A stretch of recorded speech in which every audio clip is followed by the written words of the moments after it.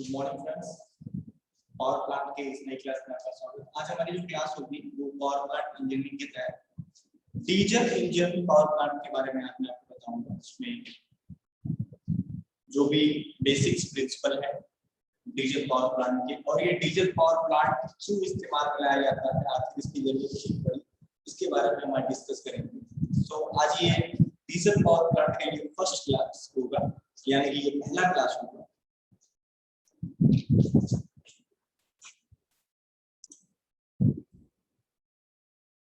ठीक है, सुनो। डीजल इंजन शक्ति संयंत्र, ये आपका जो चैप्टर होगा चैप्टर नंबर 5 होगा।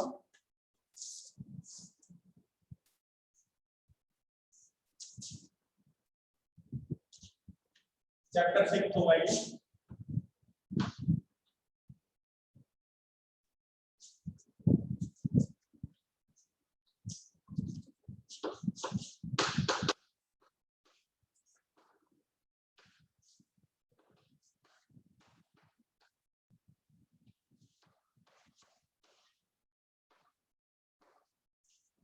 ठीक है, डीजल इंजन पावर प्लांट के बारे में आज हम लोग पढ़ेंगे। तो बेसिकली डीजल इंजन जो पावर प्लांट होता है आपका, वो एक तरह का ऊर्जा उत्पादन या फिर ऊर्जा के रूप में, जैसे कि कहें कि इलेक्ट्रिसिटी के उत्पादन करने के लिए या हीट के उत्पादन के लिए भी इस्तेमाल में लाया जाता है। ठीक है, पिछले चैप्टर में जैसा कि हम बात करें कि जो कि आपका पहले वाला चैप्टर था, इसमें हम लोगों ने तापीय शक्ति संयंत्र यानी कि thermal power plant, nuclear power plant के बारे में आप लोगों ने पढ़ लिया है। और इस अध्याय में यानी इस चैप्टर में शक्ति संयंत्र के प्राथमिक चालक के रूप में, ठीक है, डीजल इंजन का प्रयोग किया जाता है। थर्मल पावर प्लांट और हाइड्रो इलेक्ट्रिक पावर प्लांट में जो कार्यकारी माध्यम था, ठीक है, यानी कि जो थर्मल पावर प्लांट था उसमें और हाइड्रो इलेक्ट्रिक पावर प्लांट का जो कार्यकारी माध्यम था वो क्या था आपका, थर्मल पावर प्लांट पे कोयला था और हाइड्रो इलेक्ट्रिक पावर प्लांट पे क्या था, जल था। तो जिस स्थानों पे ये सारी चीजें आपकी उपस्थित नहीं हो पाएंगी या फिर नहीं उपलब्ध हो पाएंगी, उस जगह पे क्या किया जाता है, आपके डीजल इंजन शक्ति संयंत्र या फिर डीजल पावर प्लांट का इस्तेमाल किया जाता है।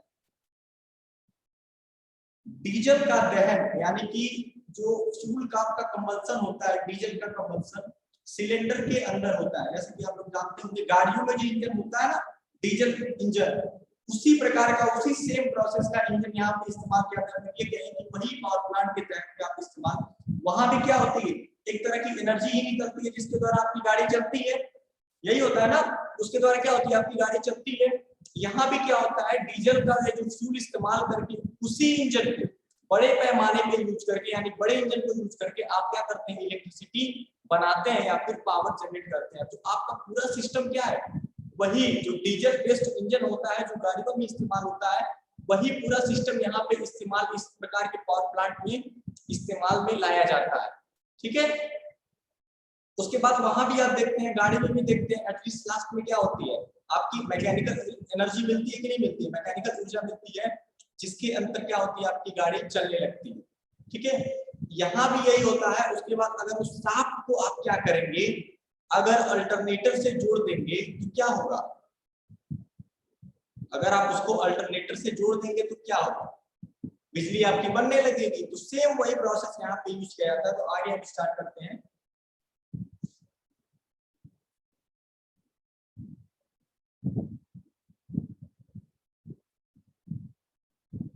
डीजल इंजन में क्या होता है, आपका जो डीजल का दहन होता है, हम लिख देते हैं एक बार, जो डीजल का दहन होगा यानी कि आप फ्यूल का दहन उसको बोल सकते हैं।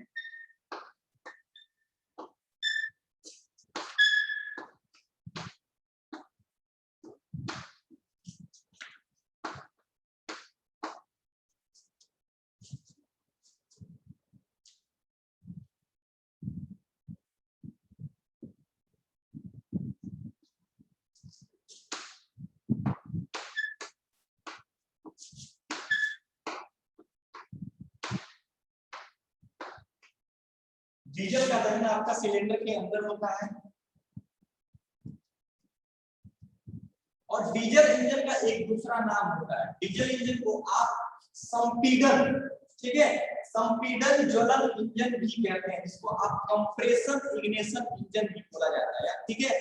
अगर आपसे ये पूछा जाए कि डीजल इंजन का दूसरा नाम क्या है, तो डीजल इंजन का जो दूसरा नाम होता है वो होता है संपीडन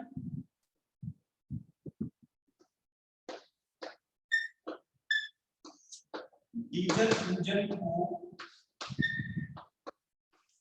संपीडन, ठीक है, प्रज्वलन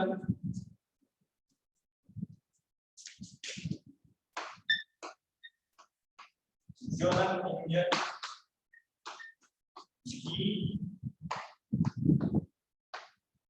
कहते हैं, ठीक है। डीजल इंजन को ही आपके संपीडन ज्वलन इंजन भी कहते हैं, कंप्रेसर इग्निशन इंजन भी इसको बोला जाता है।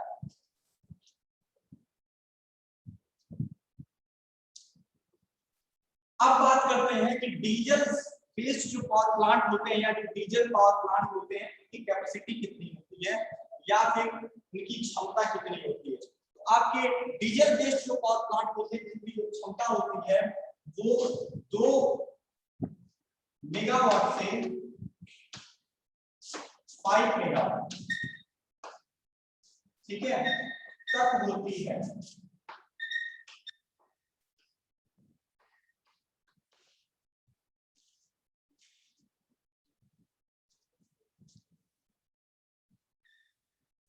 ठीक है, 2 मेगावाट से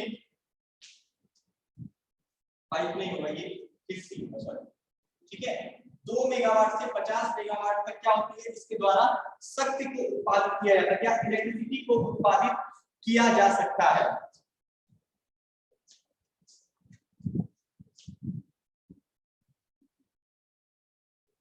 ठीक, अब एक जो पॉइंट आता है, तो नेक्स्ट पॉइंट ये है, आपको डीजल बेस्ड पावर प्लांट पढ़ने से पहले यानी कि डीजल पावर प्लांट को जानने के लिए या समझने के लिए आपको सबसे पहले आईसी इंजन के बारे में जानना जरूरी होता है। आईसी इंजन क्या होता है, अगर आपको सीधे सीधे एक लाइन में बताना चाहें तो आईसी इंजन का मतलब यही होता है कि जो आपकी गाड़ियों के इंजन इस्तेमाल किए जाते हैं वो आईसी इंजन होते हैं, जिसको आप हिंदी में अंतर्दहन इंजन बोलते हैं। अंतर्दहन का मतलब क्या है, उनका दहन एक चैम्बर के अंदर आप देखते होंगे।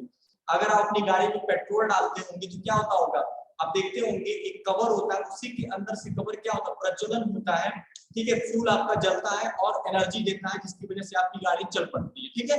और जो आपका डीजल बेस्ड जो आपके इंजन होते हैं या गाड़ियां होती हैं, 4 व्हीलर देखते हैं, ठीक है, बहुत ट्रक वगैरह देखते हैं, क्या उसमें डीजल फ्यूल के रूप में इस्तेमाल किया जाता है। तो वो भी क्या करता है, पावर को जनरेट कर रहा है। आपका जो डीजल बेस्ड इंजन है वो भी क्या कर रहा है, पावर को जनरेट कर रहा है, वो भी आपकी गाड़ी को चला रहा है। लेकिन जो आपका पेट्रोल बेस्ड है वो भी क्या कर रहा है, वही काम कर रहा है। तो दोनों में अंतर क्या होता है, दोनों में अंतर फ्यूल के होते हैं, आप फ्यूल अलग अलग यूज कर रहे हैं। इस जो आपकी प्रज्वलन का सिस्टम है, ठीक है, जो ज्वलन का सिस्टम है या जिसको इंग्लिश इग्निशन बोलते हैं, इग्निशन का जो सिस्टम है वो अलग होता है, ठीक है। तो सीधी सीधी बात में कहें, आपका जो डीजल बेस्ड पावर प्लांट है इसको पढ़ने से पहले, इसको समझने से पहले आपको आईसी इंजन, ठीक है, यानी कि अंतर्दहन इंजन के बारे में जानना जरूरी होता है, ठीक है। अब ये अंतर्दहन इंजन क्या होते हैं, कैसे वर्क करते हैं, पहले हम उसको डिस्कस करेंगे, ठीक है। तो हम अभी आ जाते हैं अंतर्दहन इंजन पे। ये आप लोगों ने समझ लिया, आपका डीजल का दहन होगा डीजल बेस्ड पावर प्लांट में, वो सिलेंडर के अंदर होगा, और डीजल इंजन को ही संपीड़न ज्वलन इंजन भी कहते हैं। अब ये क्यों कहते हैं, जब मैं आपको आइसिंग इंजन के बारे में बताऊंगा तब आपको पता चलेगा ये पॉइंट मैंने यहाँ पे क्यों लिखा है। थर्ड, इसकी जो कैपेसिटी होती है आपकी डीजल इंजन शक्ति संयंत्र की या डीजल बेस्ड पावर प्लांट की, वो 2 मेगावाट से 50 मेगावाट इसकी कैपेसिटी होती है। हर एक पावर प्लांट की एक अपनी अपनी कैपेसिटी होती है, जैसे कि हर एक इंजन की क्या होती है, अपनी अपनी क्षमता होती है, उसी तरह इस प्रकार के पावर प्लांट की भी क्या होती है, एक क्षमता होती है, यानी कि 2 मेगावाट से 50 मेगावाट तक ये शक्ति का उत्पादन कर सकता है, ठीक है। हम आशा करते हैं कि आपको इतना समझ में आया होगा। अब हम चलते हैं अगले टॉपिक के, जो कि है अंतर्दहन इंजन, यानी इसका परिचय।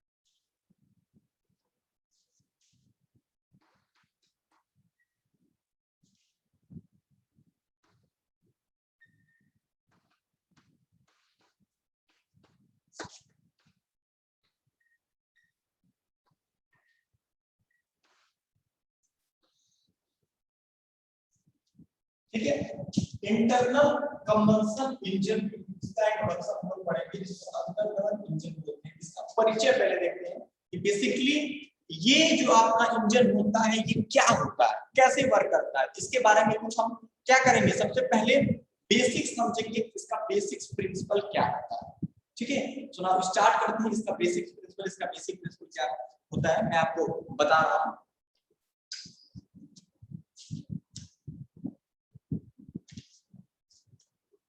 जैसा कि मैंने पहले बताया, इसके पहले आपने एक लाइन यहाँ बीच में लिखा हुआ देखा होगा, जो मैंने अभी लिखाया है।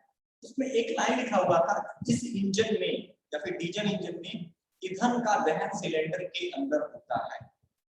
ठीक है, तो ऐसे इंजन, ठीक है, ऐसे इंजन जिसमें ईंधन का दहन इंजन सिलेंडर के अंदर होता है, वो आपके अंतर्दहन इंजन कहलाते हैं।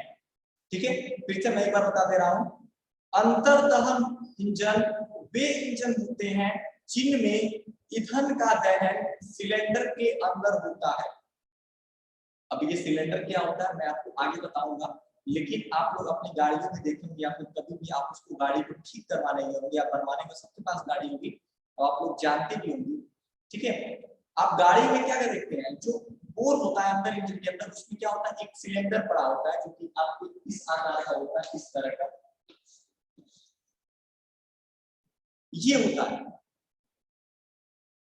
ठीक है, और इस प्रकार से ऐसे एक सिस्टम बना होता है जिसके अंदर आपकी बर्निंग की प्रोसेस होती है। ठीक है, उसको आप कंबंशन बोलते हैं। ठीक है, तो आपका क्या होता है, फ्यूल जो है वही गैस जल जाता है। ठीक है, फ्यूल की जो बर्निंग की प्रोसेस होती है या कंबंशन की प्रोसेस होती है, ये सिलेंडर के अंदर होती है। उस इंजन को या फिर ऐसे इंजन को आप अंतर्दहन इंजन बोलते हैं। उदाहरण के लिए पेट्रोल इंजन, डीजल इंजन, गैसीय इंजन। ठीक है,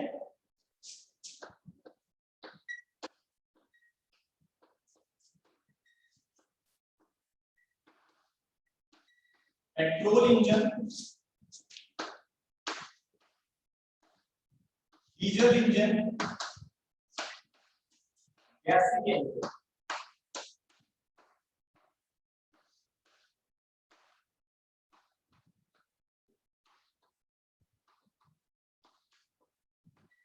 एक आपको बताऊंगा, पहले बताऊंगा पेट्रोल इंजन, डीजल इंजन, फिर गैसीय इंजन के बारे में पहले आते हैं पेट्रोल इंजन। पेट्रोल इंजन तो सभी लोग जानते होंगे कि आपको जो टू व्हीलर होती है वो क्या है, पेट्रोल इंजन ही होती है, ठीक है।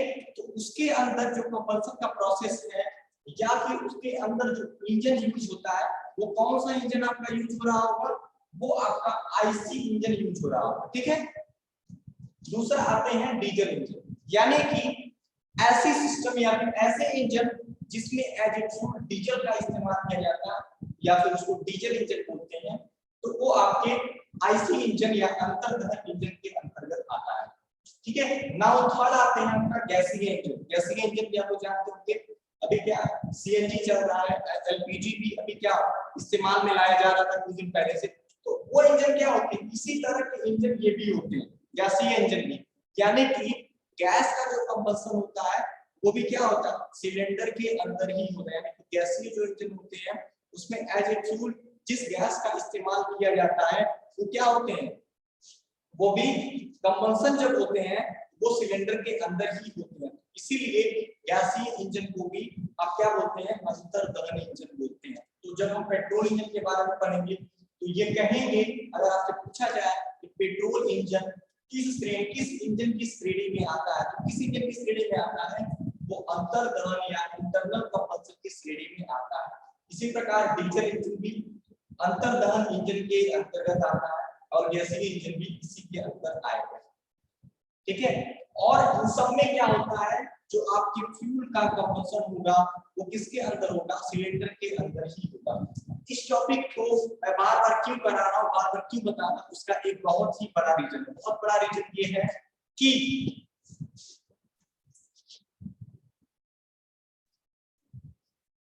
पावर प्लांट इंजीनियरिंग, यानी कि आप इलेक्ट्रिकल वाले हैं, इलेक्ट्रिकल वालों को ये जो आपको इंजन के बारे में ज्यादा जानकारी नहीं होती है जैसा कि हमको लगता है, क्योंकि इसके पहले ऐसा कोई भी टॉपिक आपके सिलेबस में नहीं हुआ रहता, नहीं बताया जाता है जिसमें कि आपको ये आईसी इंजन की जानकारी हो, ठीक है। इस वजह से मैं इसको बेसिक से बता दे रहा हूँ और एज एन एग्जांपल के तौर पे, एज ए थ्योरी एग्जांपल के तौर पे मैं इसको बता रहा हूँ, आपको उस तरह से बेहतर समझ में आएगा।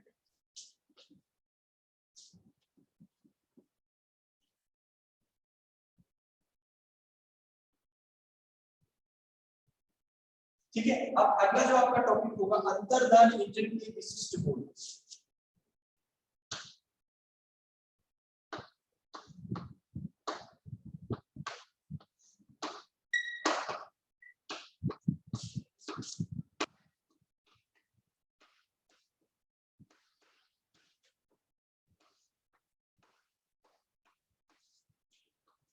ये आपकी पहली हेडिंग है। अब बात करते हैं जो आपका अंतर्दहन इंजन होता है उसकी क्या क्या प्रॉपर्टीज होती है, क्या क्या उसमें अच्छाइयां होती हैं, इसको आप बोलेंगे क्या क्या उसमें गुण होते हैं। तो हमको स्टार्ट करते हैं, एक एक करके बताएंगे आपको इसके अंदर क्या क्या गुण होते हैं।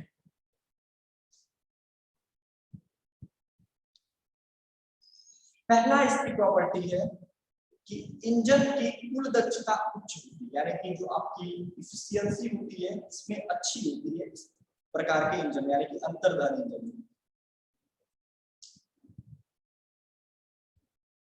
ठीक है। सेकेंड, यांत्रिक रूप से क्या होते हैं, ये सरल होते हैं, इजी होती है इनका मैकेनिज्म। थर्ड है भार और शक्ति अनुपात कम होता है। फोर्थ है प्रारंभिक लागत सामान्यतः कम होती है, आसानी से शुरू हो जाती है, आसानी से स्टार्ट हो जाती है। और नेक्स्ट और लास्ट है जो इंजन प्रचालन सरल और डिजाइन क्या होता है इसका आसान होता है। तो ये कुछ मेजर पॉइंट हैं जो कि इसके प्रॉपर्टीज के अंतर्गत आते हैं। आप लोग खुद ही, ऐसा हमको नहीं लगता है कि कोई ऐसा व्यक्ति आज के डेट में होगा जो कि गाड़ियों का इस्तेमाल नहीं कर रहा, क्योंकि सभी लोग कर रहे हैं। आप लोग उनकी अच्छाइयों के बारे में आप लोग परिचित होंगे, अच्छे से परिचित होंगे, तो हमको उसके बारे में ज्यादा बताने की जरूरत नहीं है, ठीक है। आप लोग उसके बारे में बेहतर तरीके से जानते हैं क्योंकि आप लोग प्रैक्टिकल में क्या करते हैं, गाड़ियों को चलाते हैं, आप जानते होंगे कि वो भी क्या है आपका आईसी इंजन से ही उसमें ऑपरेट करता है, आईसी इंजन ही लगा होता है। उसमें क्या क्या अच्छाई आप देखते होंगे कि आप पेट्रोल डलाते हैं या आप फोर व्हीलर में जब डीजल डलाते हैं देखते हैं कितना गाड़ी आपकी चलती है, कैसे चलती है, किस तरह से चलती है, आप जानते होंगे, ठीक है। और उसकी इफिशियंसी के बारे में जानते होंगे कि 1 लीटर पेट्रोल डालने के भी मिनिमम अगर कोई चलता है तो 30 किलोमीटर, 40 किलोमीटर, 80 किलोमीटर, 70 किलोमीटर लोग क्या करते हैं, ट्रेवल कर जाते हैं। इससे आसान क्या होगा, ठीक है। तो इसीलिए आईसी इंजन को क्या कहा गया है कि ये क्या होता है, सस्ता होता है और सुचारू रूप से आपका आसानी से क्या है, स्टार्ट भी हो जाता है, चलने के लिए तैयार भी हो जाता है, ठीक है।